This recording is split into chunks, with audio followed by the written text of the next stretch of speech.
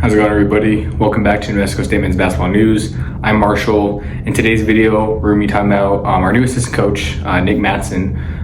Really excited to get into him. He's got really great coaching experience for many years. I just got on my last final, so I'm kind of dead, so sorry if I seem that way through the video. I've also been packing a lot of clothes. I don't have any of my Aggie shirts or anything like that, so that's why I'm wearing this Blazers one. It'll do for right now, but I'll make sure to be more consistent with wearing Aggie gear in future videos. But let's get straight into this video talking about Matson. He was also an assistant coach at East Carolina, which is where Sir Malanga played basketball for 2 years, but he was an assistant coach there before he got there, so never had the opportunity to coach him, but now he'll be able to. I'm assuming everyone stays and everything goes well with that. Something else that is notable is he did help coach one of our rivals. He was an assistant coach at UTEP, but thankfully he's at the better school now. So when we play against UTEP, that'll be kind of like, bittersweet for him going against his old team a few times per year in conference.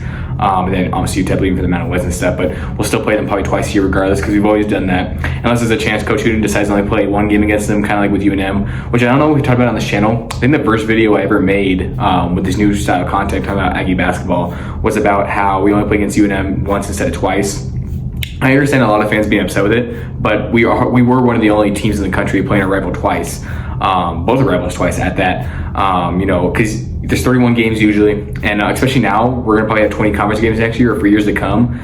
Scheduling 11 non-conference games with 4 of them being against your rivals kind of limits your opportunities, and you play against like 3 or 4 non-Division I opponents. There's just not that many opening spots. I feel like playing against UNM only once kind of makes sense, and I wouldn't be surprised if they do the same with UTEP. But the way they would do it, like they do with UNM, play UNM in football at home, they'll play on the road, vice versa. Same for basketball. So we'll see what goes on with that in the future. But overall, just pretty funny how he's, coaching at a rival now. We've seen other people do that in the basketball, college world, and just in sports in general.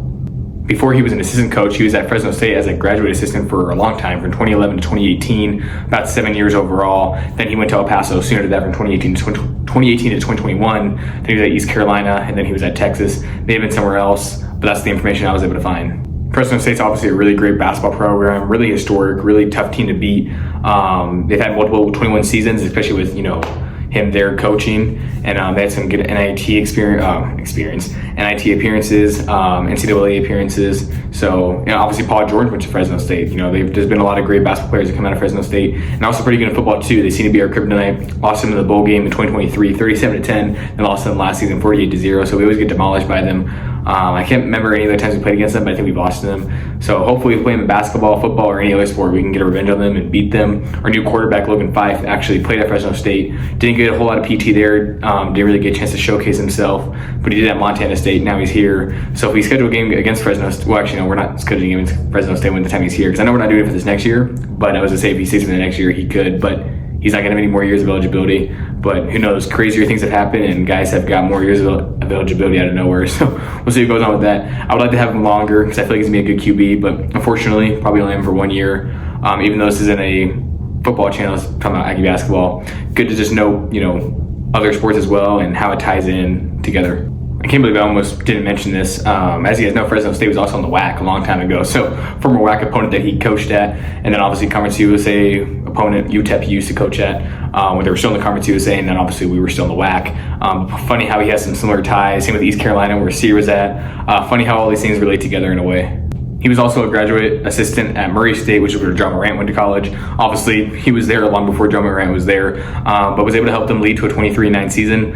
One of the years he was there, he might have only been there for 1 year. I can't remember how long he was there for, but overall, he's been a part of some really good teams, so maybe he'll have that winning mentality, winning mindset, and just that experience of a lot of winning teams. And this guy's got a whole lot of experience. I'd be surprised if he doesn't end up being a head coach soon. I wouldn't be surprised if he's one of those guys that's with us for a little bit and then decides to go be a head coach somewhere, because I think he's definitely deserving of it. I really don't want him to be a guy that leaves, because we've had instances in the past, and even since Coach Hooten's been here, we'll sign guys and they leave before the season even starts because they get better opportunities, or after the season they leave for better opportunities. I know Jeremy Hart did that, Payne Andrews did that. There's another coach that did that too, I can't remember his name, which is understandable. Nothing against them at all, because they want to get that bag, right? They want to get that money, and you're getting more money as a head coach than you are as an assistant.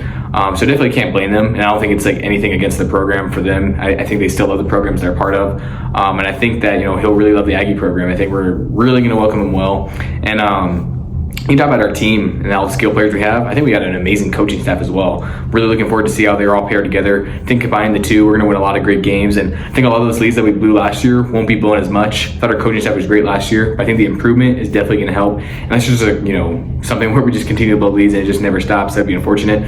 But I really think that we can definitely get over that hump and finish out those games strong, because we could have had like 20 to 25 wins possibly. I'm not sure if you guys heard that out there. There's some motion going on, but hopefully it doesn't interfere with this video.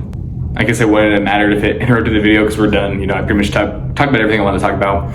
I swear it just got louder and louder. I was about to start the video and then I had to stop for like a good minute.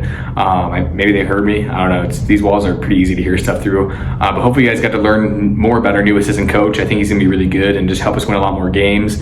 I don't know who our associate head coach. We're not associate. I can't remember what they call it. I think it's called the associate coach. Like whoever...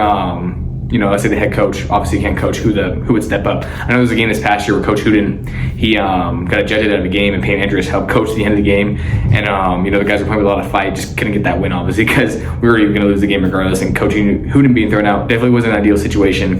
But then we won the next game against UNM and then went on a winning streak of 7 games after losing to Texas, which is pretty funny that I should have noted that too. Matson was obviously at Texas this past year, and we played against Texas this year, lost by 24, but shot the lights out, and the commentators are giving us their credit because we shot the ball pretty well. And I thought our defense wasn't bad, it's just that Texas was not missing at all. I don't know if Matson helps out a lot with shooting or developing players, but if he does, then he's definitely great at what he does and be a great attribution to us for sure. Really hope you guys enjoyed this video. Again, sorry if I seem tired just because I got out of my exam and a lot of stuff going on. It's finals week, busy time for sure, but I want to get this news out to you guys before I forget. Hope you guys enjoyed, and I'm out.